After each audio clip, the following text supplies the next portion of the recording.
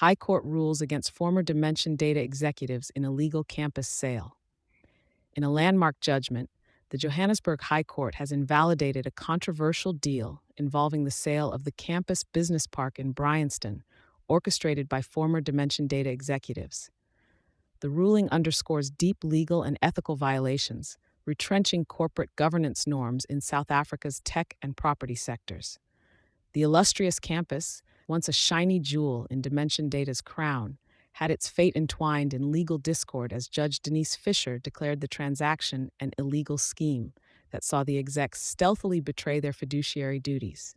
Dimension Data, once a towering name on the Johannesburg Stock Exchange and now under the extensive umbrella of NTT Limited, following its acquisition by Japan's NTT in 2010, found itself grappling with an internal crisis that spilled over into the public eye and the courts.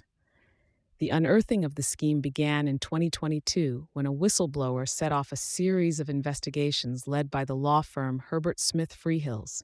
The probe revealed that key figures, including co-founder Jeremy Ord and former CEOs Grant Bodley and Jason Goodall, amongst others, failed to disclose significant financial interests in the transactions concerning the campus. This transaction was not just a transfer of property, but entailed strategic assets pivotal to Dimension Data's operations. These were moved under the dubious shelter of ID PropCo, a shell established by Identity Property Fund.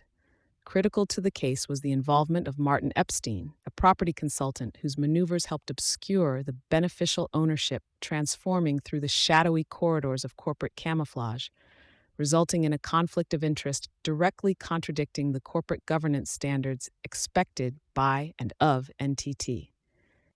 Judge Fisher's ruling wasn't merely a legal restitution order, but a stern warning against the abuse of structured corporate mechanisms like nominee partnerships and uncommandite partnerships, which, while legally permissible, spiraled into conduits for corrupt practices in this instance.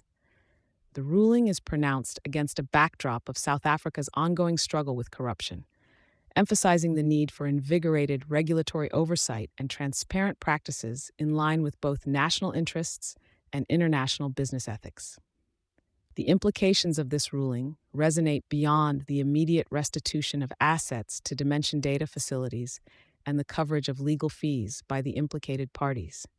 It serves as a critical reflection point for corporate South Africa, particularly in understanding the delicate balance between leveraging legal corporate structures and maintaining straightforward, honest governance. Furthermore, it stresses the role of whistleblowers and diligent investigative processes in upholding not only statutory laws, but the intrinsic commercial values foundational to any democracy. As South Africa continues to navigate its complex relationship with corporate integrity and ethical governance, the Dimension Data case will likely stand as a pivotal lesson in corporate oversight and the duties executives bear towards their entities and broader societal standards. Thank you for choosing Satori News.